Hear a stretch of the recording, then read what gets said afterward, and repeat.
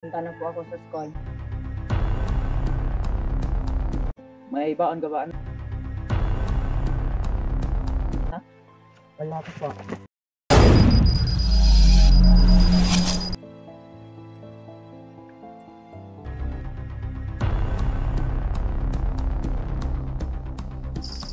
Malayo pala kamay ko rito.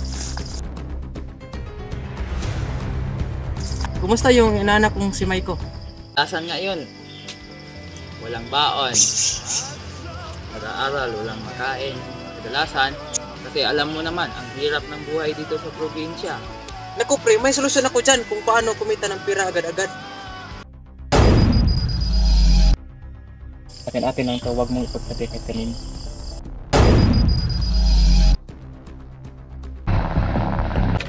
O, simula ngayon, uulihin ko ang mga ganyan.